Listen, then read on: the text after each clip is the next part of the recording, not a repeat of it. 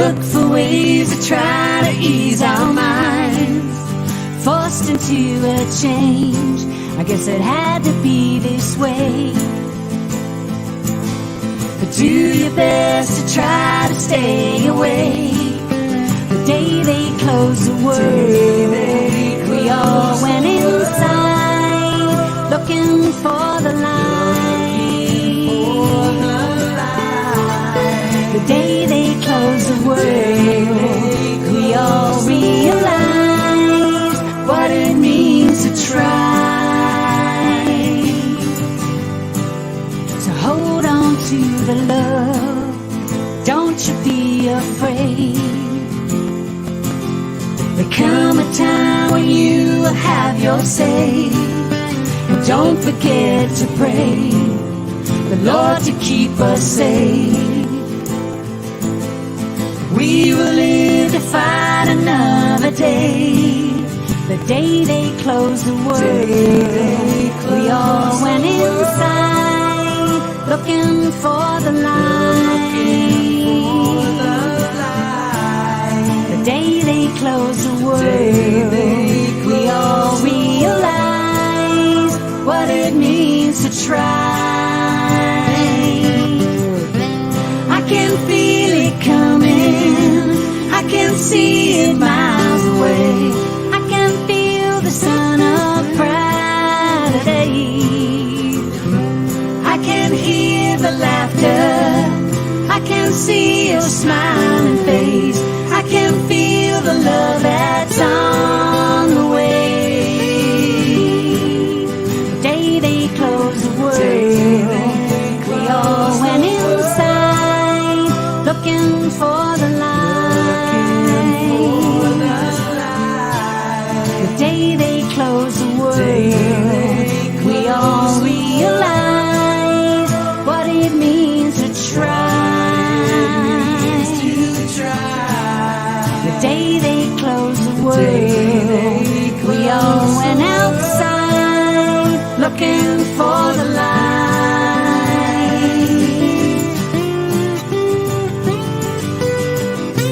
I can feel it coming, I can see it miles away.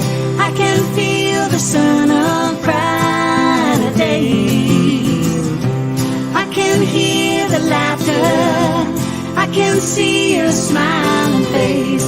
I can feel the love that's on the way.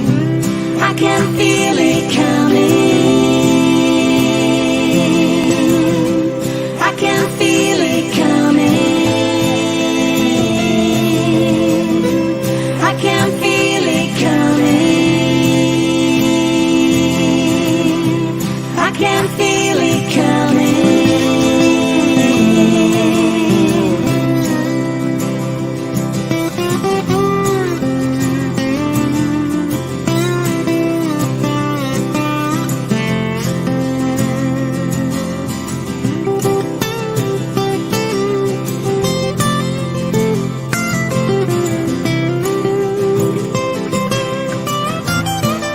The day they close the world.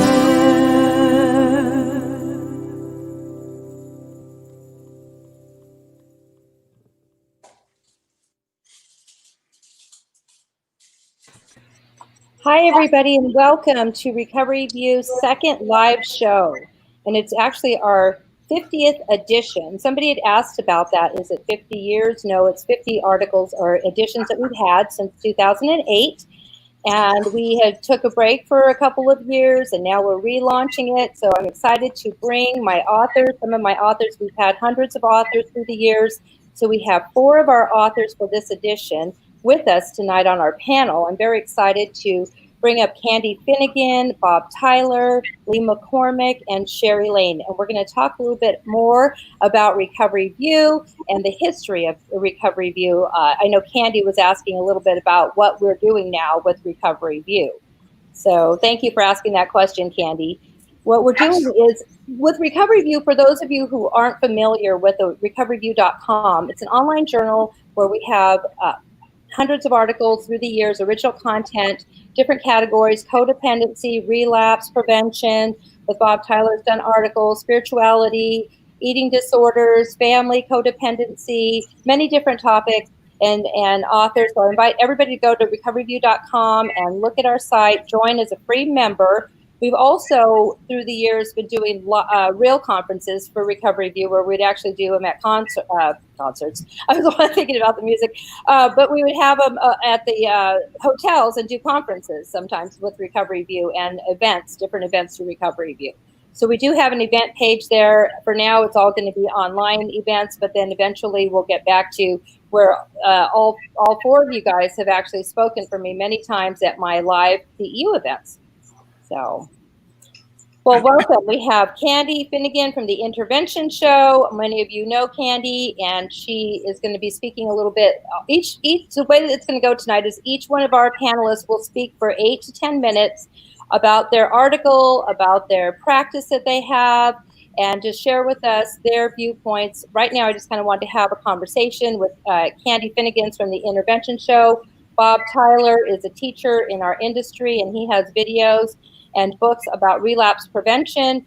Sheri Laine is a holistic practitioner, but she also has wonderful books that she's written, and she's going to speak to us about health and wellness, as well as her new book. And then we have Lee McCormick from Spirit Recovery and Life Integration Center in Tennessee. So Lee's our guest from Tennessee, and the rest of us are from Southern California. So welcome, guys.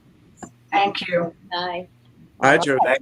Yeah. So do you guys want to say anything to our audience about recovery and who you are before we get started in your individual, or questions for me? Well, I just want to say how tickled I am to be here. I remember, I guess in the beginning of 2000, into 2007, 8, that you were talking about doing this. And I always say to you, don't you have enough to do? But Yeah. But I'm just so proud of you, and I've always been, really proud to be a part of Recoveryview and a friend of yours. It's been a really an honor, so I'm tickled to death to be here today. Thank you, Candy. I remember when you published your book, Enough is Enough, and through Recoveryview, we did your book signing. You sure did. You were the first one. Yeah, and we promoted your book on our website. So that was fun. And we'll, when she speaks, we'll put her book up, so if you want to look for it, it's still, I'm sure, available. I'm so happy that you reached out to me, Josie, to contribute to recoveryview.com. I think the first time I posted an article on your site was maybe 10 years ago, actually after my first, I actually wrote an article from my first book, and then my second book came out maybe 6 years after that, and you were so kind, and it was wonderful to work with you in Recovery. Oh, thank you, and you're so wonderful to be part of the Recoveryview family. I love it. I'm excited to have your information there. Thank you, Sheri. Yeah, I just want to echo that too, Josie. I'm so happy that you've decided to put the newsletter back up. You've been around for quite some time in this profession, and I don't know, just like the platform you have, it feels like it brings everybody together in some way. And I've just been happy to be part of it and being able to write articles for it, and gives me exposure too. So that's kind of cool. Yeah, well, that was the goal back in 2008 when we first launched it, because I had been doing events since 2000 and conferences, that people would ask me about my website, and I didn't have one. So Recoveryview was the platform that we used to have you guys professionals write articles for the public and for each other as professionals regarding your practice, and books, and just sharing information. So thank you all for participating in that. And again, that was before all these other platforms came up, I think back in 2008, when I just kind of made up this whole thing about we should all get together online. And now everything's online. So I'm trying to catch back up with it. Oh, good. Well, Joe, we've done a lot of stuff together over the years, and the thing about the Recoveryview that was cool to me is, and what you and I have shared so much over the years, is just creating communities. Whatever format that might take, and however eclectic a community might be. We've had a lot of fun doing that over the years. And community is so important, especially right now. I mean, because we've been one, with the COVID-19, we've all been kind of locked away at home or stay-at-home orders away from each other as a community of professionals, and with public gatherings and such, that where we were used to coming together and doing conferences and so forth. So now that's why I decided to put it back online, or to do this live show, because we weren't able to do conferences. And I thought we need to keep the conversation going and take it to another level and actually be available for the public, because at this time, with all the unrest that we're seeing on the planet, in particular here in our country, there's a lot of addiction that's spiking, and mental health and anxiety and fear. So I want people to know that we're here available for them, and they can ask us questions during this show, and that you're speaking to people that are interested in addiction or recovery. They may know somebody, or they may have something going on themselves with any of these things, and we can help them. So I want you to speak to that once you're up on doing your platform with me. But thank you all for coming today and being here on a Sunday night, on a Sunday evening, and especially you, Lee. I know you were out doing your fun. What were you doing in Sweat Lodge today? Yeah, I poured a sweat this afternoon, and then the restaurant's been rocking. Mimi and I, Pinewood Kitchen. So it's been a busy. Yeah, and Megan has her books too, so maybe she would be interested in our next edition, is submitting something. We can feature her books, and she can talk a little bit about that. Great. Earlier today, a friend of mine texted me that was traveling through an airport and said, "I just saw your wife's book on the shelf in one of the airports." Oh, wow. What is the name of her book? Tell everybody. My Pinewood Kitchen. My Pinewood Kitchen. And so it's a healthy cookbook. I know she's healed herself physically with her recipes. It is. Yeah. It's very timely, considering the intervention that life has done on us humans here in the last few months. Right. That's right. It is timely. Thank you. All right. So Debbie, if you can, we're going to put you guys back down in the green room. I'm going to keep Lee, and he's going to speak, and then we're going to bring each one up at a time, and everybody will come back up at the end, is how we're going to do the format. So bye, everybody. Okay. So Lee, tell us about the article you wrote for Recoveryview. I want people to go to the website and read all our articles. And so if you can give us a little snapshot of your article that everything was launched today. So the website's current. Yeah. Well, the article for me, it was kind of a flashback to sit down and look back through, feel back through, all the different things that we've done together. And I guess the word I use all the time, I use this in the context working with people at Integrative Life Center, is it was a recapitulation of, the journey, because we've shared a lot of stuff on the journey. Yes. And it's really appropriate, I think, also in light of what's going on in the world today, and the shift that we have all experienced, having our so-called normal interrupted. And that's what you teach. You teach us to interrupt our normal thoughts when we do. Lee and I went the first time. Well, I met Lee was almost 20 years ago, and we were up in Mexico. That's where Gary. We talked about it on my last show.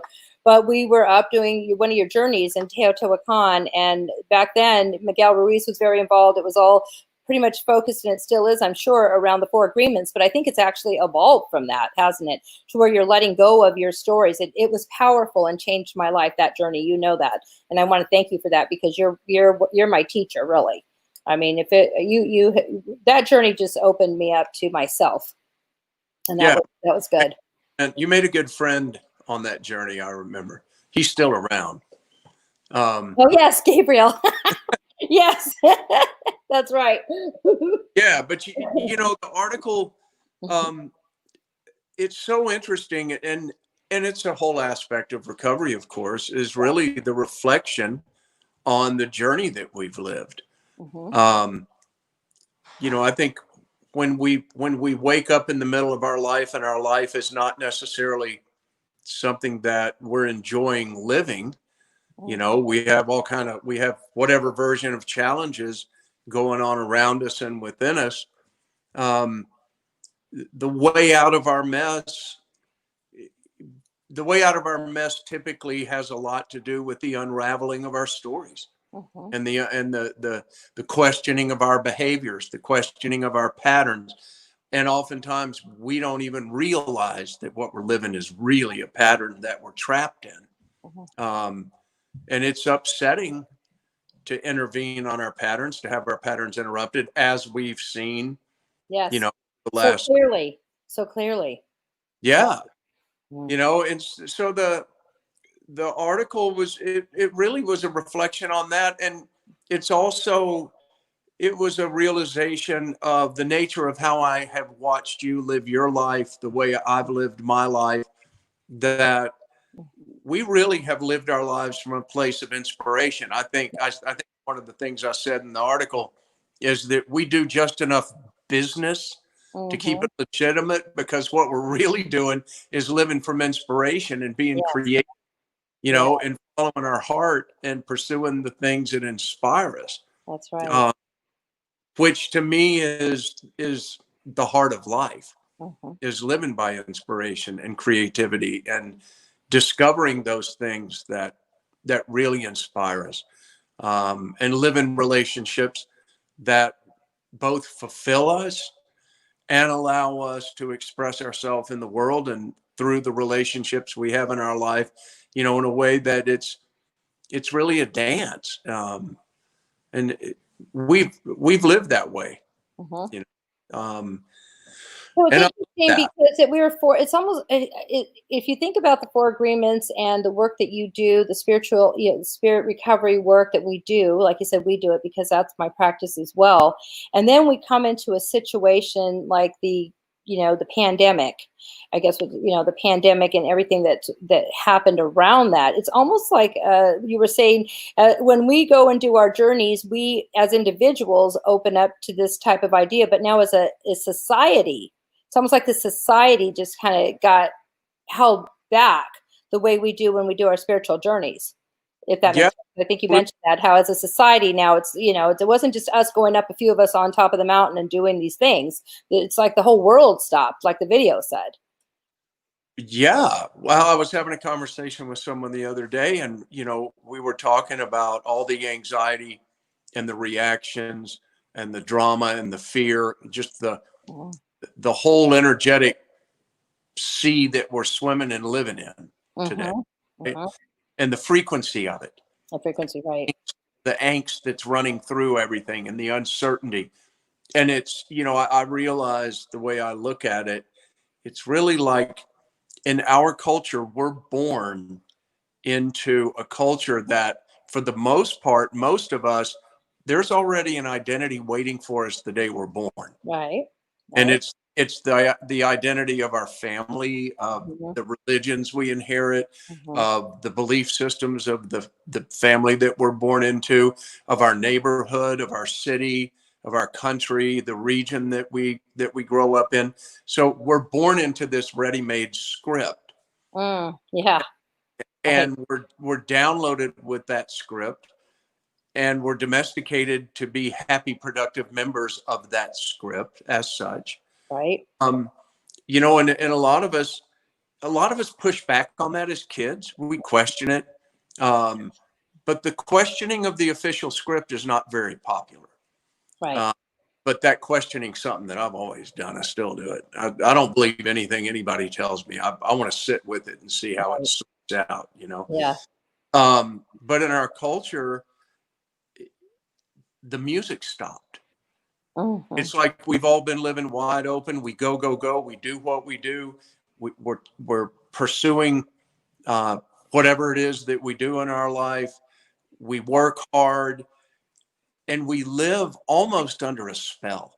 Our day-to-day life, really, it's almost as though a spell is cast over us, and we're living on this automatic pilot that is culturally appropriate most of the time. And we just roll and we go. Well, then boom, they flip the lights off. The COVID hits, everything or most everything stops. And all of a sudden, what I've witnessed is that the reaction to that, the response to that is so much fear and anxiety, because we have literally invested our faith in our busyness. Our busyness has really been our drug of choice. Our chasing our dreams and goals, living for an externalized sense of good enough. You know, that all the things I do in the world are what I do to prove to everyone and to myself that I have value, as though I don't have value, just doing nothing, as though God didn't. Do you think that will change now that things, when we come back, it's inevitably we're going to be maybe reflecting a little differently on life and with I mean, I just can imagine all the things that are going to change energetically now that we're going back, because we're already going back. Things are opening up, but it's weird because it was very peaceful for a minute there, and now the energy has shifted to the opposite of peace.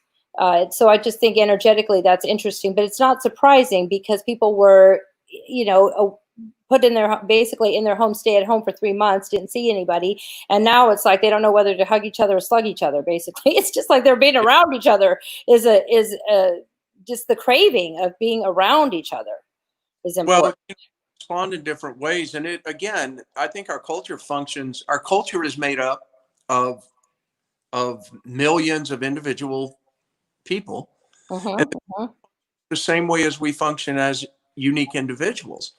So when the music stops and we're confronted with our anxiety and our fear, and if the busyness in our life really was serving as much as a medicator as it was serving at being a responsible person, and we start freaking out, we don't know what to do with ourselves.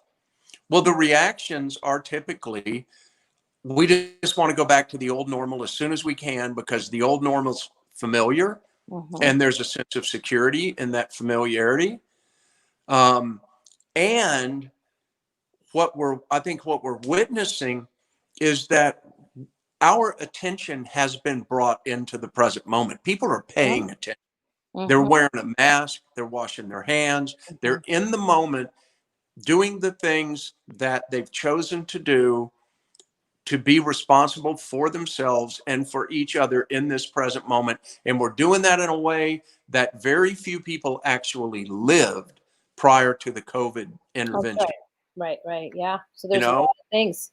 And we're also paying attention to the videos. All the things that are going on around the protest, that same stuff's been going on for years and years and years and years. Hundreds of years. We might see it and we might respond to it for a moment, but then we're so stuck in our busy. Like we're living in our, I just call it living in an addiction. An addiction is an energetic pattern. That's all it, to me. It's very simple. An energetic pattern that we're trapped in. Well, so many of us have been living in an energetic pattern that we called our life.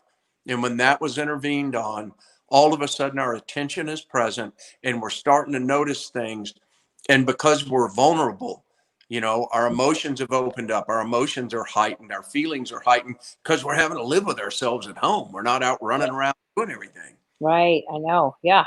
So this is going to be interesting times. Now they can, our audience, they can find you if they go to spiritrecovery.com. Is there an email there that they can click on if they have further questions for you?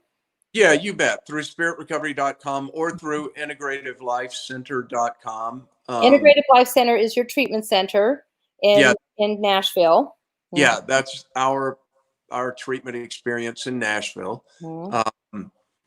Yeah. And books, the Heart Reconnection book and my Spirit Recovery books. Right. Yeah, Spirit Recovery books, the Heart Reconnection workbook. That's what we're launching this year or last year, right? With your new book. Well, that one's still in process. Oh, okay. So that one's, I know the feeling. I have mine in process too. So we'll just have the goal that it's going to be this year for both our books, this latest one. That's right. It is a project, but it's going to be a good one. Yeah. But anyways, thank you so much, Lee, for coming up. I know we're, limited with the time so we could get everybody up, but I hope you can stay and chat with us at the end or, ask our panelists each other questions that you have. And I just want to thank you and bless you. It's so wonderful to see you. And you're always one of my favorite people on the planet. And I honor you for everything that you do. Well, thank you, and let's run into each other in Mexico City again. We ran into each other right before everything closed. Yes, we were up at the pyramids. That was awesome. And with Mother Mary and the angels. So yes, let's do that again very soon. You just let me know. We'll text each other and then we'll be there. That's what we did. All right. Thank you, Lee. Okay. Thank you. Okay. So, oops. I did that. Sorry. Hi, Sheri, Laine. How are you? Welcome to Recoveryview Live. And thank you so much for the article that you submitted for us. And I wanted to just honor you again for being here with us. You're so beautiful, your energy, and talk a little bit about, we didn't have time to talk about your book, your latest book, Living the Inner Chi Connection. Can you tell us about that? Well, inner chi is a term that I coined because when I would see my patients walk into the clinic, and I was very fortunate to work with a Chinese master for over 20 years. And he always said, diagnosis starts the minute you see your patient walking up the steps to your office. So if I was available, I would always watch my patients get out of their car and walk up. And I could see by noticing them what their vibration was. Right. And you know how we all can walk into a room and we feel something? Yes. Inner chi is that feeling that you get, the vibration that any living being gives off through their presence. Okay. And I can recognize when people were feeling vital and strong and fit, and when somebody was feeling really low or down, or maybe hadn't taken good care of themselves, hadn't gotten the rest they needed, hadn't eaten the food that they needed to give them nutrients, maybe hadn't been in the best relationships. They were wearing all of that like a coat. And I could see that vibrating around them because as an acupuncturist and an herbalist and a nutritionist, and I teach meditation, so I can see those kind of electromagnetic energy fields without them being very large. I can see them when they're also very small because I'm keyed into those vibrations, as we all are. Right. And so I coined that term when I was writing my book because I wanted us all to know that that type of energy vibration is available for all of us. The strong, the able, the capable, the healthy, the fit, all of those things are available for all of us all the time. So it's instead of chi, C-H-I, which you think of your chi, your body chi, and then you think of energy, just the energy. So you coined it, and I think it's beautiful because it's a new term, but it's almost combining the chi and the energy. Exactly. Right? And so that chi is built through how we take care of ourselves. Mm-hmm. Basically, how you care for yourself, how you love yourself is the vibration that you give off anywhere you go in the world. Everybody will see who you are when you enter the room. So can you share with us a few tips for those of us who have been home over the last few months? We might feel a little lethargic. Maybe we haven't been going to the gym. We've been eating a little bit more. I know that this is a recovery show, so there might be people that have been drinking more or who maybe relapsed during this time. I mean, anything that you can give us from a health perspective and for our immune systems, just tips for wellness for us right now in this time today. Absolutely. First thing I want to say, most important thing is that you're getting enough rest. Okay. The rest you get builds your immune system. Mm-hmm. So the more you can rest, the healthier you're going to be. Allow yourself to stay in bed a little bit longer. Enjoy the mornings. The article that I wrote for you, that was one of the things that I said. You have nowhere to go. You might have to log into your computer, but you don't have to beat the traffic. You don't have to really be dressed. So you might as well just enjoy the day before you go to work now because you're home and you have a little bit more time. So I think giving yourself permission to be here and now is really, really important. Don't fight the tide. Right. Enjoy the ride on the boat because you're on the boat anyway, right? Mm-hmm. You know, we might not be able to control the situation that we're in, but we can certainly control how we relate to it. So sleep is very important. Rest and sleep are very important. The next thing is make sure that when you eat good, strong, healthy, vibrant foods. Food is fuel for your body. If you think about your body as a car, you want it to be well tuned. And the way you tune up your car is to take really good care of it. And also you put the right kind of gas in the car so that it runs for you. So food is going to give us the gas, not bad gas, the good gas that you need to fuel yourself and give yourself the energy that you need, the energy to go out in the world. So I like to say, eat according to the rainbow diet. And the rainbow diet is all the foods that you see in the season that we're in, right at this time when you're going to the grocery store. You know, shop in the vegetables and the fresh foods and the legumes and, you know, the healthy things to drink. If you're over serving yourself, stop, because it's not making you feel good. You know, moderation is always the key to a healthy life. Period. And when it comes to carbs or protein, I know the veggies are always that, but what do you teach about carbs? Well, you know, we all have our certain, what our body can take and what our body can't take. We all have different systems that allow different carbs or no carbs. It depends how you react to certain glutens. That's kind of the carb thing.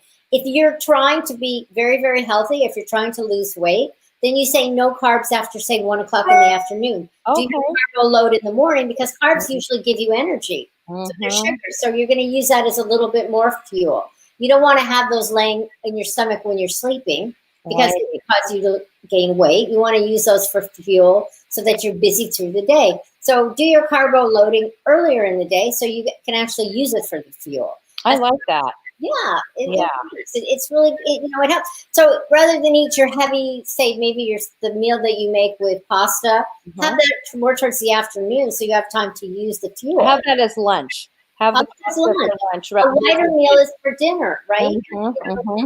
That's good. You know, eat a little bit earlier so you have time. You know, maybe after dinner, make time to go for a walk around the block. You know, again, use that fuel and make it healthy foods. Really important that you eat healthy. And everything you pick, make sure you have a rainbow of colors on your plate. And what about water? Water's so important. It's really important to hydrate, and make sure that if you're drinking from the tap, you don't have hard water, that you have really good, healthy water. If you need to filter your water, filter it before you drink it. Drink bottled water. Best to drink out of glass bottles rather than plastic bottles, because a lot of chemicals can come through the plastic. Oh, yeah. You know, there's all kinds of research being done on water. So make sure that what you are taking in is the healthiest that it can be. What I noticed when I first went to the grocery store when all of this happened and we were all loading up our carts, not sure how often, for me, I didn't know how often I'd want to go to the store with everything. So I wasn't hoarding, but I did load up. And so we were all there with the same intention. I could tell the group of all of us that were there. So we were walking, Jim and I were walking by, and, you know, at that point, all the alcohol was full, the veggies were full, the meat was full. People were fighting over top ramen. They were fighting, you know, all of this food and then we were laughing. And they go, oh, all the top ramen's gone, and the macaroni and cheese boxes. And then this lady and I were talking to me and said, well, you know, do we even eat that anyways? I said, there's so many vegetables and fresh, you know, poultry. And we both look like we never even buy this stuff. Why are everybody's loading their carts up with, you know, all this food that's artificial. And I get it. We were all trying to, you don't know if we're packing for the end of the world. But then it dawned on me that there were so many of us in that, you know, we're just kind of laughing, going like, why are we buying this, fighting over the top ramen? Well, and some of it's comfort food too. You know, you fill yourself with what we used to maybe when we were children as a sense of security. That's true. I'm not saying it's not okay to eat those things. Just eat them in a respectful way that's going to honor who your body is, rather than just put them in your mouth and then feel sick and have to go lay down. You know, meditation is a really, really important thing to do during this time. Even if it's just quietly just listening to some music. If you're not used to a meditation practice and you can't get your mind to relax, just breathing into your belly and feeling your rise and fall of your breath is a beautiful meditation. Oh yeah. So how often do you suggest if you have your client, your patient there, and you're trying to help them get kind of back in alignment, because I think a lot of us are out of alignment, what would you just say to them?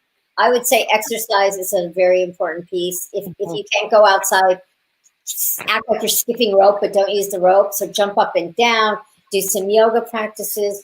Go online and find one of your favorite types of exercise. There are a million things to choose on, say, YouTube or anything. Get your heart going. You move your chi, circulate the energy. If you think about a pond that doesn't move and you think of that water, it gets very, very ugly and very stagnant. Our bodies are like that water. It's very fluid and very beautiful. We need movement in order to function properly. So you always want to move your chi. And the way we do that is through exercise. Right. So it's important to go out and take a walk. If you're old, if you're young, you have to move around. Moving does not count the fork to the mouth, okay? or on the from the couch to the bathroom or whatever. Couch to the bathroom, that doesn't count as exercise. As much as I know, because for a minute there, that's all it seemed like I was doing. And then I started walking again. I started, because I do 2 miles a day. And I noticed when I don't do my walk, I can feel it on my hips. I'm eating, my diet changes. I start snacking on chips or whatever. It just, for me, I do it early in the morning. I'm here in Palm Desert, so it's hot. So I start out early, and then it just starts my day beautifully. Well, So, and also don't forget, when you're outside, not only are you moving your chi, but you're also absorbing the beautiful light. So you're getting the light from the sun. You're getting the D3 that we always need for healthy immune systems. yes. You know, and taking in the light helps with the limbic system in the brain. You know, your body is absorbing those beautiful vitamins and beautiful light, which leads you to feeling of being elevated. Yeah. So, you know, even if you are upset when you start walking, most people feel more relaxed and happier when they come in. I'm so excited. Yeah. I mean, it's not that I'm upset. It's just like reluctant, whatever. Okay, I'm going to do it. And then once I get out there, then I go for the whole, circle. I call it a circle around where I live. So. And there's a reason why therapists will say to people, if you're upset in a situation, take a walk. Right? Just get yourself out, clear the space, take those beautiful clearing breaths. You know, when you're walking, you need to take deeper breaths. And you could just clear the space, absorb the light, and come back in and feel as if you've been refreshed and revitalized. Especially now that we've been home doing all these Zooms. I mean, one day I had Zoom fatigue. I had 5 or 6 Zooms in a day, and I was like, wow, I was exhausted. But I had never moved from my space. I was even grabbing chips real quick. And then I had to put a little schedule together and start walking. But it's interesting with all these times, because maybe I have a feeling people might be working from home a little bit more longer. So it's good to talk about exercising when you're at home, at least by walking. Absolutely. So thank you so much. Oh, you're very welcome. And I'm I just want to say one more thing. It's also, don't forget the other. I think reaching out to other people, just because we're socially distancing, which I don't think was the right word. I think we should have used physical distancing, because we're a social people. You don't have to be alone. Right. You know, and reach out to others and see if you can help them. Yes. Then it makes you feel better about yourself too, Right. because you're giving to others and you're stepping out of your own world for a little while. And we don't know what everybody's doing, how they're feeling. So it is a great idea to check in with each other. Absolutely. Check in. How are you doing? So that would be a good homework. If you need any help, what can I help you with? Right. So thank you so much, Sheri. And everybody can find her article on recoveryview.com. And she's going to talk more about this. Her email's there, so you can always email Sheri and ask her any of these questions. So thank you so much, Sheri, and we'll pull you back up at the end. Okay, and now we're going to bring up Bob Tyler. Let's see. Hi, Bob. Hi, Josie. Thank you for being on our show. This is so fun. Oh, absolutely. Yeah. We need to be on a webinar to visit anymore nowadays. I know. This is just for us to get to reconnect. It's so exciting. Yeah. So tell us about your article and what you wrote about for us. And I know your specialty for the public is you're a counselor for many years, master's level counselor. You were the president of KDAC at one point, which is our counselor association. And so your passion has always been counseling our clients that have addiction. And relapse prevention are the videos and the books that you've written, and we're going to put those down at the bottom. So can you talk to our audience a little bit about recovery, addiction, and some of this stuff that you have going on? Yeah, well, the article that I wrote really stemmed from, I've been doing group evaluations, like sitting in with the counselors doing their groups for like about 25 years now. And just recently I've been doing like a ton of them. And what I noticed, I had like a 23-point tool that I evaluate the counselors on. And do you know that the lowest rated item almost for just about everybody is exhibiting empathy? Oh, yes, we wrote your article. So here we are, counselors, and we're supposed to like be there and be present and acknowledging and trying to put ourselves in their shoes and letting them feel heard and understood. And we're falling down on it as a profession, at least in regards to what I've seen. And I think part of that is I don't think that really, empathy is being directly taught. I don't think it comes natural sometimes. And the other thing is that we don't, there's not a lot of programs that actually have supervisors going in and sitting in on the groups and providing feedback. I know I did groups for, 12 or 13 years on a regular basis. And only one time did I ever have somebody come in and sit in on a group. And the feedback after that group was, good job. There was no constructive criticism, and I'm not the only one. We were good to go for the next 10, 15 years after that. Many people that I know have been doing this work for years have I'm like the first one going in and doing the groups with. And we have for ATS, our treatment center, that I haven't mentioned, but I own a treatment center in Rancho Mirage, Advanced Therapeutic Services, and you came in and trained our staff, and you taught our clinical director, you gave him some tools on doing the group evaluations, and you also evaluated. And that was very helpful for our team. So I think it's a great thing that you're doing. Yeah. So thank you. I'm glad you found it useful. Yeah. Yes, you're welcome. It's really one of my favorite things to do. And one of the reasons is I want to have an impact in our profession, right? And so when I go in and do these groups and I see over time these counselors just changing, it's just amazing that it's like night and day, the work that they're doing after really having their groups evaluated and being rated and in all of these different areas. The clients engaged in treatment also. It's probably because they're trying to. It's hard to see how the clients are doing. Next thing you know, they don't want to be there or whatever. So this is where you're also teaching them empathy and how to read the group. So it's not always just by the curriculum, I'm guessing. Right? Yes. That's what the empathy part is. Right. And empathy is just one of the 23 different things. But just to emphasize the importance of empathy, Josie, I have for years been like screaming from the mountaintops that there is no more important tool of recovery than calling another alcoholic or addict who can truly understand what the person's going through. Right. I mean, there's just nothing better when you have a craving or an uncomfortable feeling to get on the phone with another recovering person who can truly understand. And it really has to be somebody in recovery. Yeah. This isn't the statement about counselors needing to be in recovery, because I don't believe that for a minute. But when they move on from us, their support system needs to be people that are in recovery, because people that aren't in recovery, that your best buddy or your mom or your brother or sister, they can't understand how sensitive people like alcoholics and addicts are. They can't understand just how intolerant of emotions we are. We get a feeling, and our first instinct is run. And only alcoholics and addicts can truly understand how, despite all the evidence I have that it's not a good idea for me to drink, how I can somehow make it sound like a good idea. Only another alcoholic or addict can get that. And so what is it that the person who is calling that alcoholic or addict getting? They're getting empathy. They're getting somebody who truly understands, who has the ability to put themselves in their shoes, and they're receptive, they're present, they're validating, and in fact, isn't this the way the mothership of self-help programs started?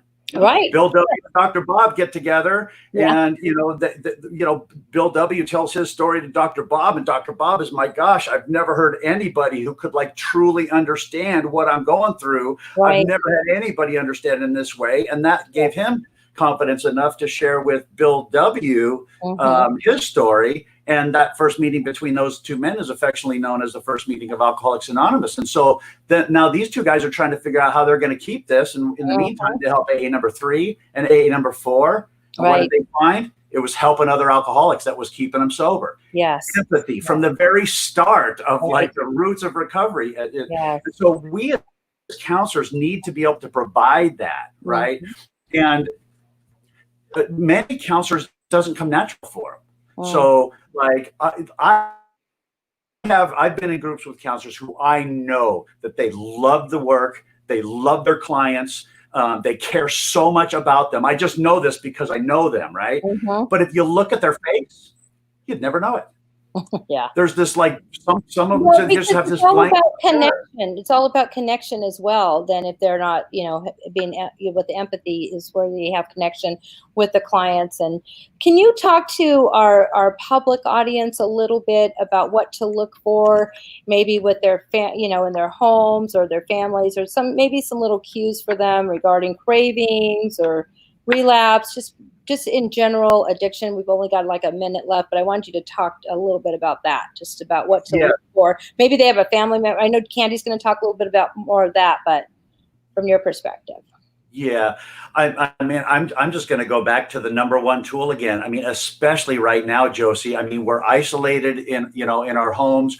We're not able to go to live meetings. We're having to do it online, and so this connection that we have by reaching out to another alcoholic or addict right now, it's just absolutely vital. Right. And for the family member or the loved one who has somebody in recovery, maybe just a reminder of that. Hey, you're making your recovery calls. I mean, I don't so much like to do this because I really want the people recovering from codependent to be paying attention to their own phone calls. I can imagine that all families right now are just struggling, with if everybody's at home. So I'm sure everybody's relapsed. The Al-Anon person is relapsed. Yeah, I mean, not even if they drank yet, but just all the behaviors. So just another reminder that they can go online and they can find resources through meetings. They can, things are opening up, maybe find out I know that there have been meetings out in parks with the social distancing, just to reconnect back with their community is going to be really important. So, Josie, I just want to invite the viewers, if they'd like, they can go to my website. Yes. It's under here. It's bobtyler.net, and there's 4 buttons on the bottom, and one of them is a consulting button. So if you want to have your this group evaluation thing brought to your center, I have actually a package that I lowered the price for during COVID. My books and DVDs on there, and also if you're interested in hearing a recorded webinar and receive CEUs for it, there's also a button at the end on that on the training and public speaking. So. Okay, wonderful. Yes. Thank you. And you have your videos. So if anybody, go to bobtyler.com, all resources regarding recovery. .net. Oops, sorry, bobtyler.net. Okay, thank you. And that's where you have your videos, your consulting, and your books as well, right? That you have. Thanks, Josie. Thank you so much for being on with us, Bob, and we'll pull you back up in a few minutes. And now we're going to bring up Candy Finnigan. Thank you, Bob. Hi, Candy. Hi, Josie. Gosh, this has just been enlightening. It's been wonderful. Thank you. And enlighten us some more. What have you been up to, Candy? I mean, you're with the intervention show. Have you been doing shows? Are you I'm curious, what do you do as an intervention? And everything. You can't really do a show and be 6 feet apart. Right. I've talked to several interventionists during this time, and some of them have been, I guess, silly enough to me to go out and try to do them. I did my first in-person one on Friday, and I got tickled. I mean, it's such an emotional, profound act of love. And here everybody is looking like they're going to rob a bank. And people were crying. And I mean, it was very strange for me. I did a lot of Zoom family meetings and helping somebody through this time. I know that most treatment centers have been open, and as yours has. But the protocol is like, you get stashed away until your test comes back. And it's, and in Los Angeles County, alcohol sales are up 300%. So when this whole thing is over, I have to tell you, I think the dam is going to break. You're going to be very busy. Have you been getting calls of crisis calls a lot? A lot of crisis calls. It hasn't been so much people have relapsed. Okay. What it's been is this immense loneliness. you know, a lot of, I go to mainly women's 12-step meetings, and a lot of these women live alone and have huge careers, and their whole life has been work, and their kids are older now, and they don't live at home. And, you know, as Bob was just saying, you know, really what 12-step is this community, which is what we strive for. When we show up at a meeting, no matter how much time, I'm 34 years sober, and I'd still go to meetings. I mean, I have to connect with my people. And although Zoom has been better than nothing, trust me. But, you know, I always think about a newcomer coming into this situation, and they're going to like Zoom into a meeting. Right. It's like, I feel that it's really necessary, and we all need to be in Zoom meetings, but I also feel like it's the easier, softer way. You can punch the video part in the left-hand side and listen and never have to appear. So, you know, you have to kind of suit up and show up for 12-step. And it's been very difficult for me. I miss my people, and it's a hugging community, which is going to have to change. Yes. But, I think it's been a fascinating time. I'm 70 years old, and I have to tell you, never did I think the world would stop. And and it's I've had moments of really scary. Is it ever going to get back like it was? And the answer, probably, to be honest with you, is no, because we've all had to stop. Some of us have been lucky enough to smell the flowers. Other people have gone into huge, massive depressions that they maybe never had before. And you've had to look at yourself. I think it's been a lot easier for people who are in recovery to look at themselves, or people who know about recovery and in the recovery world, to look at themselves and to do it one day at a time. But for the general public, I think it's been torture. Yeah. I know so many parents who are, and particularly fathers, who have said, "Oh my God, I never would have had this time with my children. I have to stay at home, and I have to pay attention, and I have to be a part of this family instead of providing for it. They're an intricate part of it." And I think that part's been beautiful. But it's been a real scary time. I mean, it's scary out there right now. I don't know what's to come. But I know that we might be a better people for it, because we're going to appreciate each other and our life so much more. Now, with families at home, I know when the intervention show first started, I was right there with you, and we went on that big march and over the Brooklyn Bridge. Oh, yeah. Like 8,000 of us. That was in Manhattan and Brooklyn. But, I mean, the show really opened up the conversation with the public, and that's what impressed me, and that's why you were the feature of all of that march, where through the show, because it opened up the conversation, and so you definitely, you and Ken and that show has helped families kind of look at their own families. I think that's why it's so popular. Everybody I talk to, they're like, they love it because they've got somebody like that at home. Do you have I know, and they love you, Candy. Do you have a message for the families at home right now who are struggling with a loved one or themselves with alcohol, with addiction or alcohol? Just any message of hope or ideas of what to do right now while they're struggling? Because I know they look to the show for that. Well, the show has still been running. Yeah, it's still running, but because you're here, they might ask you that. What I have to tell you is this is a very particular time, and maybe you've stopped long enough to see that somebody in your family is in trouble. Don't think it's going to go away. As much as I love prayer and I love the word love, those two things are not going to get anybody out of addiction. It certainly helps if you have these things, this spirituality and this love for a family member or a friend, but you're not going to get up and have it go away Monday morning. It's just not. You have to seek help. I always say, such as ATS, start out with a wonderful intensive outpatient program and see if that isn't enough to rattle somebody. If you're on benzos or in any strong narcotic and alcohol in particular, please get medically detoxed. You cannot sit at home and not drink. it's a very dangerous detox, as you well know, Jim, being a detox doctor. Don't ignore it. It's not going to go away, and do something about it, because the disease of addiction, sadly enough, the last person that knows how sick you are is you. Right. We make excuses. We don't. I mean, I remember when I got sober, somebody would say I did something, and I'd go, well, why would you say that to me? I never did that.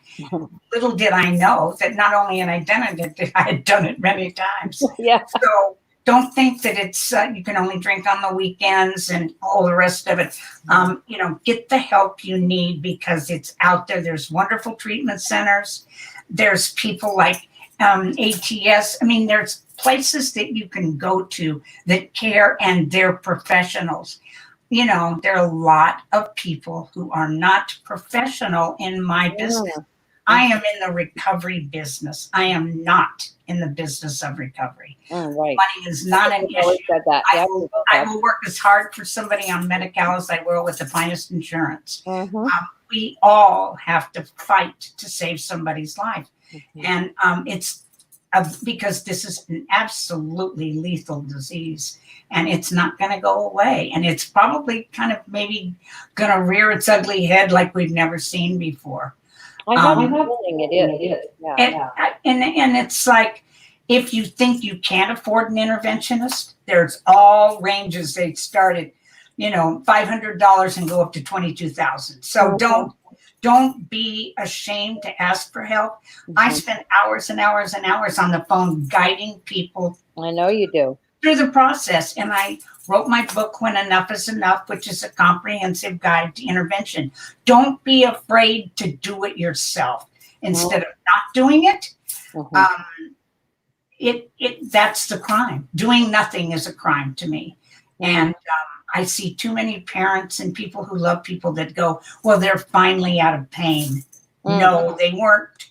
You know, this is an absolutely treatable disease. All you have to do is stop killing yourself. And it's probably one of the most things I'm proudest of. I love my children, and I've been married 50 years. But the real truth of it is I got sober because no one got me drunk. I did that too. So you did that too. That's right. So I get to take responsibility for both, you know. And I want to say congratulations on bringing Recoveryview back. I said for many hours, Josie and I have known each other for a long time. I met her. Wasn't actually even working in this profession yet. And I've always admired you, and I admired your spiritual connection, you know, and I've always just honored you as a woman. You're a magnificent woman. And by sharing Recoveryview and other people's views on how you get recovery, how you stay recovered, and the obstacles about, you know, getting there and staying there. I'm so proud of you that you're bringing it back, because we all need to realize that this hasn't gone away. And we're all recovering from something, and that's why Recoveryview is there. Now we're recovering from a lot more. We're just all recovering from something. So I just want to thank you, and I honor everything that you've been doing and how you've actually opened up the conversation nationally and internationally. Families have been calling in for years since the show started, and you're 265,000 applications. Wow! Since the show started in 2005. Yeah, that's amazing. Who knew? Who knew? Well, we all knew, but we didn't really know they were going to start calling at that time. No, but I was very hesitant about thinking that somebody would air their dirty laundry. You know, I know. But what it did, not being dirty at all. Right. It just made it helped the whole culture. So thank you, Candy. Now I'm going to have Debbie bring everybody up, because we're down to our last minute, and I want thank you. Yes, thank you so much, Candy. I love you. Thank you for being on the show. I think, is Lee gone? I think he said he might have to leave early. Yeah. So okay. Well, guys, we're down to the last few seconds, and I just want to thank you and see your beautiful faces again before we sign off. And it's always my goal when we do our live shows to end right on time. So we have a few more seconds. Sheri, any last words? Take care of yourself. Lots of blessings. Take good care of yourself. Love yourself so you love the best person that you love. That's right. Thank you. Bob? Stick it out, everybody. This too shall pass. This too shall pass. It always does. Candy? Well, I'm like Bob. If all else is not happening in your life, pick up the phone and ask somebody else how they are. That connection, it means more to people that are lonely and suffering at this time than you can believe. And make yourself available. Thank you. And everybody, please go to recoveryview.com. We'll have our next July edition on the first Sunday of every month. We'll have our live show. Thank you all for being here. Bye. Thank you, Josie. Thank you.